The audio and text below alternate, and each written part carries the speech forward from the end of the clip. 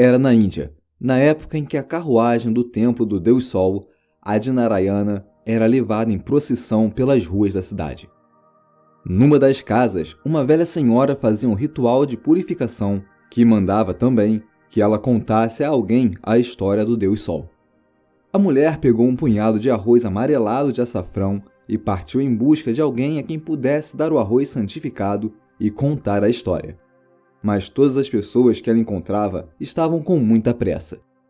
"Posso lhe contar uma história, meu filho?" disse a mulher.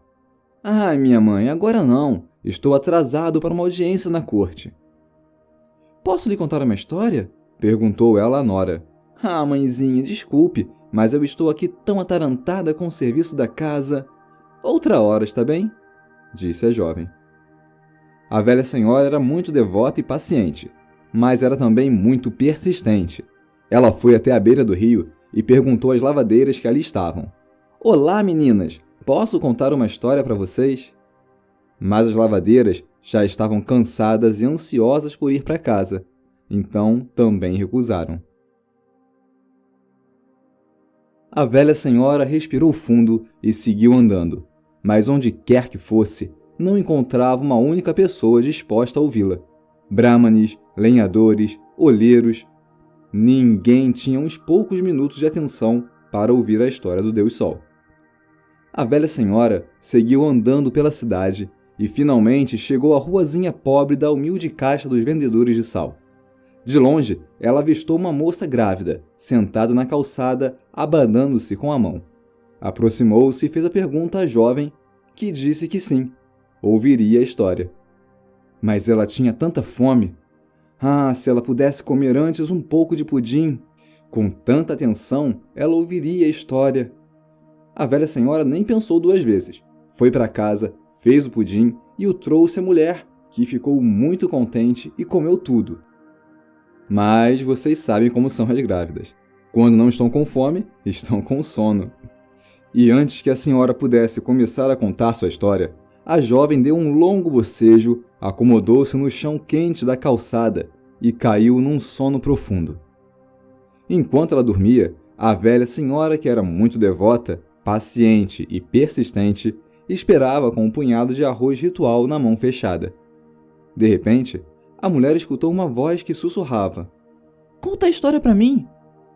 Espantada, ela olhou de um lado para o outro, mas não havia ninguém por perto, além da moça grávida adormecida. E a voz repetiu num murmúrio: "Conta para mim a tua história. Quero ouvi-la. Estou aqui, dentro da barriga da minha mãe." Era a criança no ventre da jovem que falava.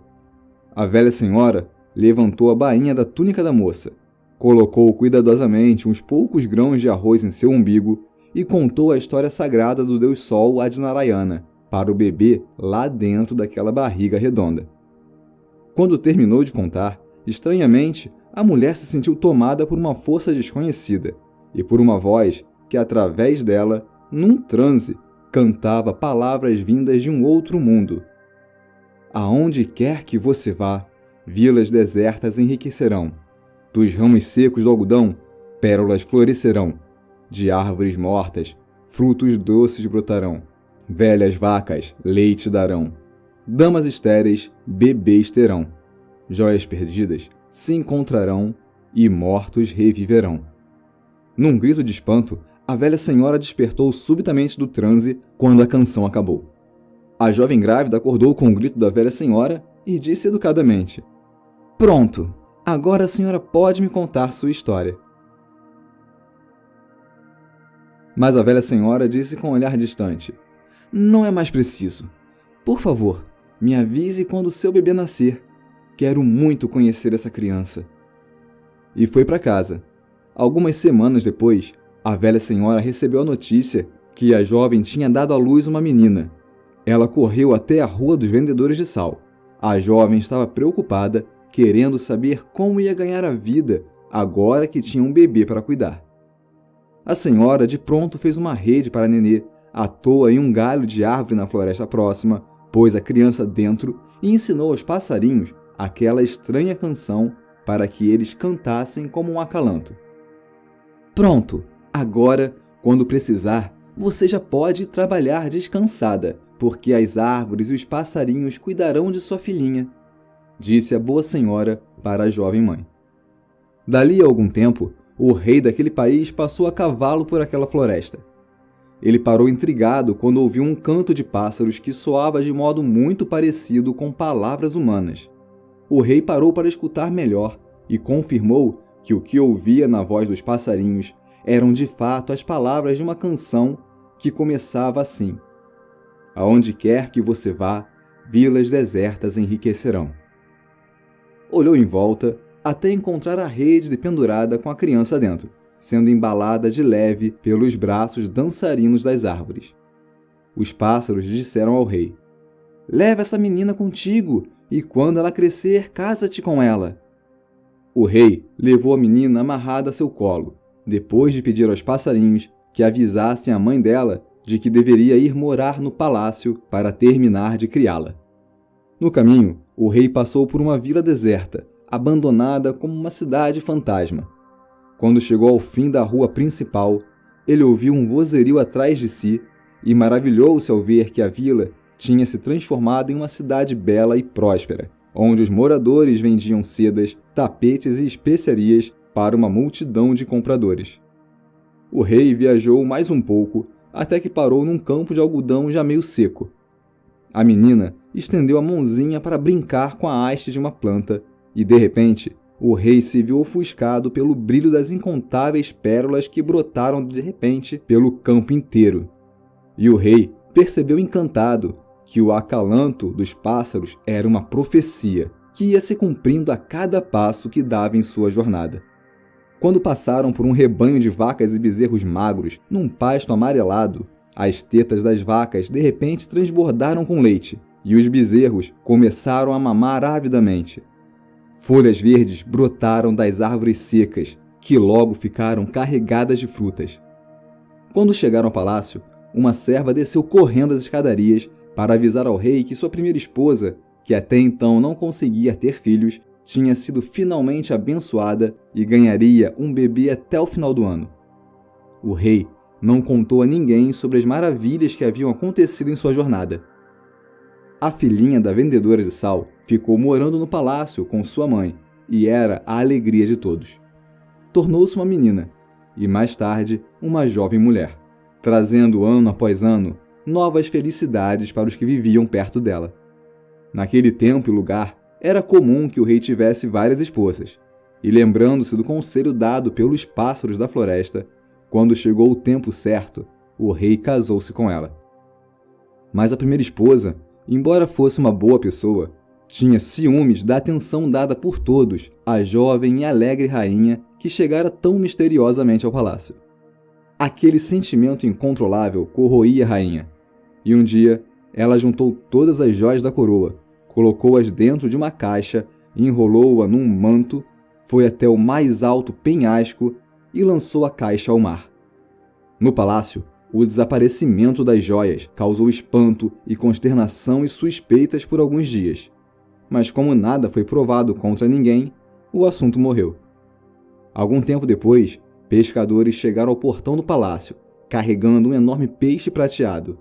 Queriam dá-lo de presente à rainha, pois achavam que somente a nobreza era digna de tamanha dádiva dos mares. A primeira esposa veio até os portões, mas logo torceu o nariz diante do cheiro de marisia e, agradecendo rapidamente, pediu que o peixe fosse levado à cozinha. Assim foi feito. A jovem rainha estava na cozinha, naquele exato momento, já que passava ali horas de todos os seus dias, entretida com as conversas das mulheres e com o despertar dos sabores e aromas. Ela ficou tão maravilhada ao ver o peixe prateado que logo exclamou: "Ninguém toca nele! Eu mesma quero ter o prazer de limpá-lo!" E com um golpe hábil e certeiro, rasgou a barriga do peixe e adivinha o que ela encontrou? Claro, a caixa com as joias perdidas. A notícia chegou aos ouvidos do rei, que logo se lembrou do acalanto que ouvira dos pássaros muitos anos antes, listando as maravilhas que a moça faria acontecer em seu caminho pela vida. Ele vira a maior parte delas realmente acontecerem durante sua jornada de volta ao palácio. E agora, joias perdidas tinham sido milagrosamente recuperadas. Faltava só mais uma coisa. E o rei, movido talvez por uma fé cega nos mistérios, ou mesmo por curiosidade de criança, decidiu pôr à prova a última profecia atribuída à jovem rainha: o poder de dar vida aos mortos.